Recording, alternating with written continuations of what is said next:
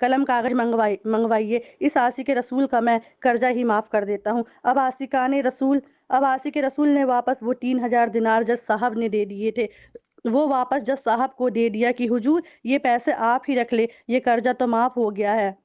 اس کو جو قرض دار تھا، اس کو جو بھی پیسے وزیر سے ملے تھے وہ پیسہ بھی اس نے جج صاحب کو واپس کر دیا، کیونکہ جس نے کیس فائل کیا تھا قرض کے لیے وہ بھی اپنے کیس کو واپس لے لیا۔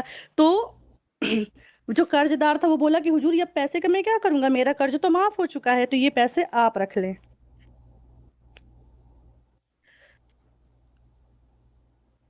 اب آپ کے پیسے کا میں نے کیا کرنا ہے؟ جج صاحب کہتے ہیں جو پیسے نبی پاک کے نام پر نکالے ہیں اب مجھے واپس نہیں چاہیے، یہ بھی تم اپنے ساتھ لے جاؤ۔ اللہ اکبر! میرے عزیزو، وہ عاشق رسول جو ایک رات پہلے 3000 دینار کا مرکوز ہے، اب 12 کر گھر ہے۔ اس واقعے کے اندر ہم سب کے لیے درس ہے، ہم سب کے لیے پیغام ہے۔ شاعر کیا خوب لکھتا ہے، دکھوں نے جو تم کو گھیرا ہو تو درود پڑھو، دکھوں نے جو تم کو گھیرا ہو تو درود پڑھو، جو حاضری کی تمنا ہو تو درود پڑھو، جو حاضری کی تمنا ہو تو درود پڑھو۔ تو یہ تھی درود شریف کی فضیلت کہ ایک قرض دار کو میرے آقا نے کیسے خواب میں آ کر کیسے اس کو صحیح راہ دکھایا، اور کیسے وہ جو قرض دار تھا وہ عاشق رسول کتنا میرے آقا پر درود پڑھا، اور میرے رسول اللہ نے اس کی مدد کس طریقے کی۔ آج ہم بہت ساری پرابلمس میں رہتے ہیں، یہاں بھی اس محفل میں بھی کوئی نہ کوئی کہنا چاہیے ہم سب کوئی نہ کوئی مصیبت میں مبتلا رہتے ہیں۔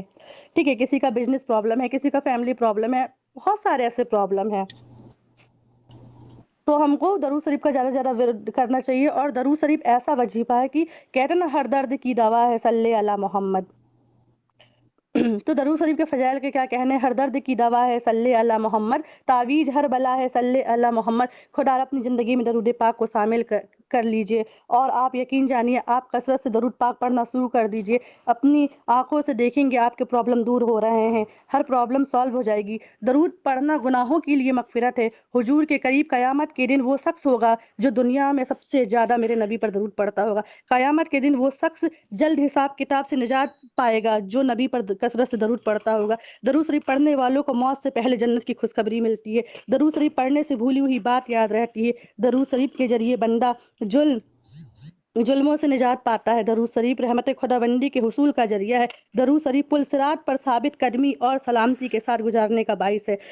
تو کچھ چند لائنوں کے ساتھ میں اپنے وجاہت کو اختتام کی طرف لے جاتی ہوں۔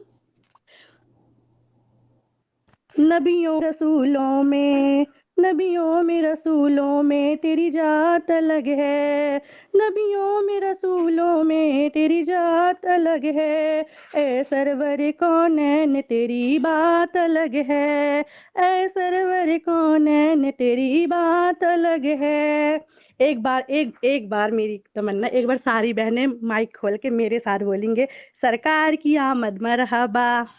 ایک بار میری سب بہنیں مائک کھول کے پلیز پلیز پلیز، سرکار کی آمد مرحبا، دلدار کی آمد مرحبا، سردار کی آمد مرحبا، سرکار کی آمد مرحبا، مرحبا یا مرحبا، مرحبا یا مرحبا، دلدار کی آمد مرحبا۔ اللہ کرے میری بات آپ لوگوں کے دل دماغ تک پہنچ گئی ہو، اور اللہ پروردگار اس محفل میں بیٹھے سب لوگ کا جمع ہونا قبول کرے، اور اللہ پاک مجھ سے وجاہت کرنے میں جو بھی غلطی سستی جانے بھول چوک اللہ اس کو معاف کرے، اور اللہ ہم سب کو نیک راستے میں چلائے، اور اللہ ہمیں سچا پکا نبی کا امتی، نبی کا عاشقان رسول سچا پکا بنائے، نہ کہ زبان سے کہنے والا نہیں۔ تو خیر اب میں اجازت لیتی ہوں۔ السلام علیکم ورحمۃ اللہ وبرکاتہ۔ وعلیکم السلام۔